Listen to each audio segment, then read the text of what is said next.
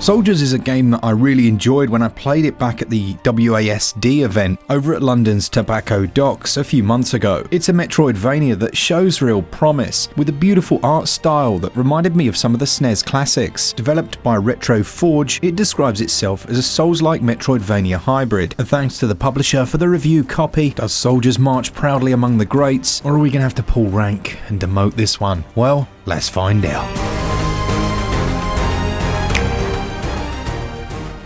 The narrative starts in Fine Fettle. The Daedelm army threaten the realm, and your heroic group of soldiers have a plan to take them out. Unfortunately, things go awry very quickly when a huge earthquake erupts, trapping all of them. When a Valkyrie approaches and tells them of their fate, there's disbelief amongst the group, but if they so choose, she offers them a slightly vague way to redemption. Follow her into the void. Follow her to the new world of Terragaia, a sort of purgatory where they can, through the sweat of their own brow, earn their freedom. But it's not going to be easy. Exposition is not only delivered by other soldiers and those you meet in the world, but you'll also find snippets of notes and discarded scrolls. And without wanting to spoil too much, you'll visit more populated areas a bit later into the game that have far more people to converse with. As far as a Metroidvania introduction go, it's quite a good story. It's reasonably unique, and it didn't involve me waking up and having lost my memory. The game then lets you choose one of 3 different difficulty modes and choose one of 3 separate classes. First and foremost, you're given free roam to explore in any direction. Regardless of who you choose to play as, there's a stamina bar, there's an emphasis on stamina management, and your character will have a couple of moves as well as the ability to gain secondary weapons, although these will have a finite amount of ammunition, which can be restored by collecting the red crystals. Unusually, you also have a 100% block move. When you block an incoming attack, it will use up some of your stamina, and if that reaches 0, you'll be staggered and vulnerable for a few moments. Dispatched enemies will drop a variety of different items, from coins to those green health shards, but your character has a certain weight to them.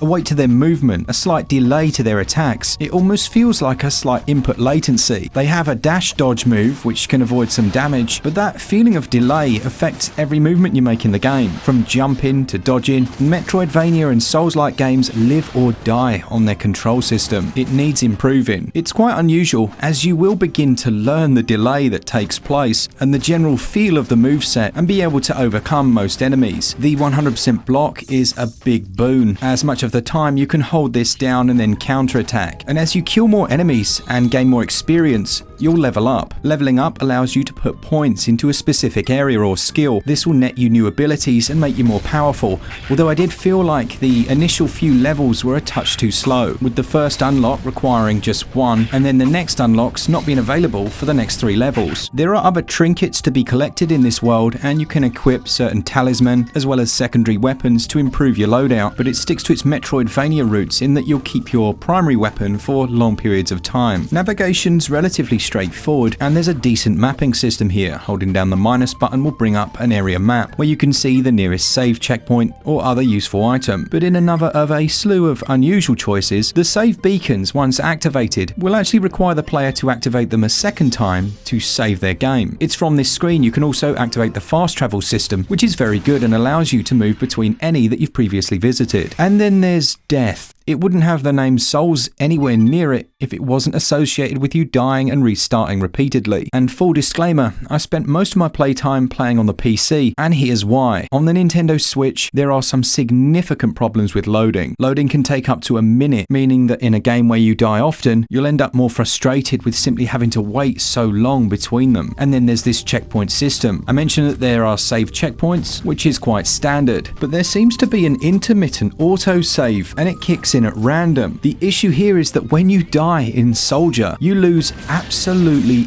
everything that you had on you. Anything you'd acquired, any experience, even if you'd leveled up, that will be gone, and you'll simply return to your last save location.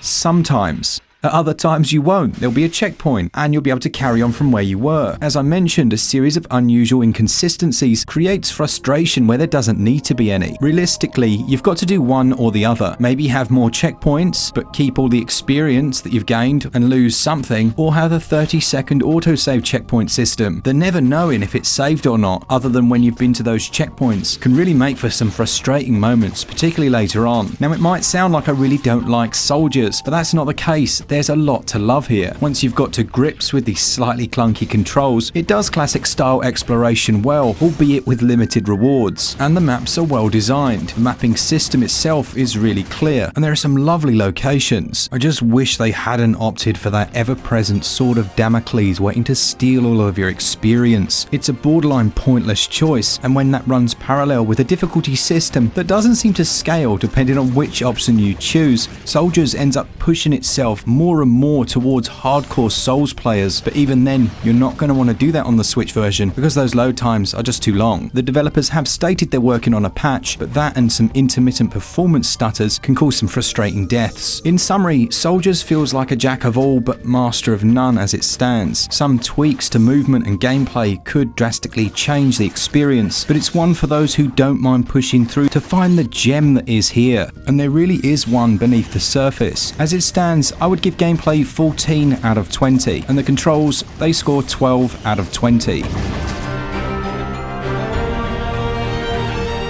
Souldiers is a visually beautiful game.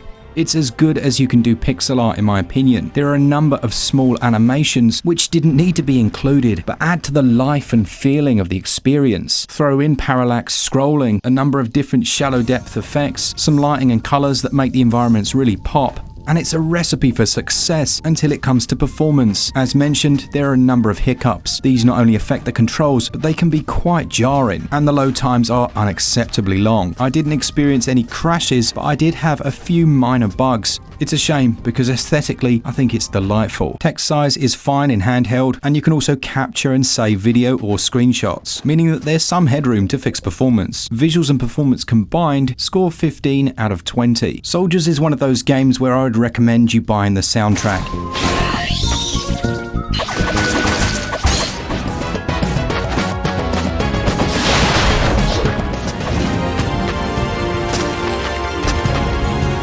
It has a 44-track OST, which can be purchased for around about $5, and it's fantastic. Each song matched the area perfectly, with a dynamic ebb and flow, and a few that get stuck in your head in the best possible way. Sound effects and audio are also of a decent standard, and the overall audio fidelity is very good. I give the audio and music 18 out of 20.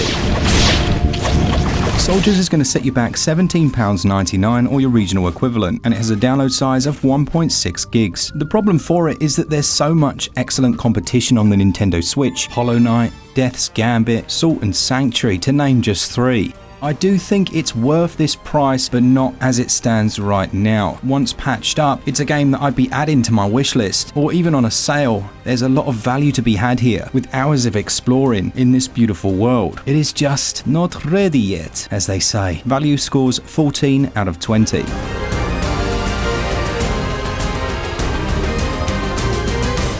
Anyone who played the original release of Death's Gambit to only then play Death's Gambit Afterlife with the wealth of improvements they made after feedback may sympathise with how I feel about this one. There is potential here for a great Metroidvania Souls-like hybrid, but it's not quite meeting that as it stands, particularly on the Nintendo Switch because of those performance issues, but also balancing ones. It gets a SwitchUp score of 73%. Let me know in the comments, have you picked this one up? Have you been enjoying it? You can probably hear the frustration and the difficulty with which I've tried to articulate the pros and cons with this one. I have really enjoyed it on PC where the load times are much swifter, but even then, losing all your progress every now and then is such a pain. Thanks as always to all of you that enjoy the channel. To our patrons, you guys are amazing. You've really supported us recently, and if you want to join them, there's links in the description. You can also still save 10% on our website, switchup.gg, using code SwitchUp. So if you're going to buy any games on Switch, on sale or whatever, go and use the website and save yourself a bit of cash. All that's left to say is, for all things Switch, all the time, keep it Switch up.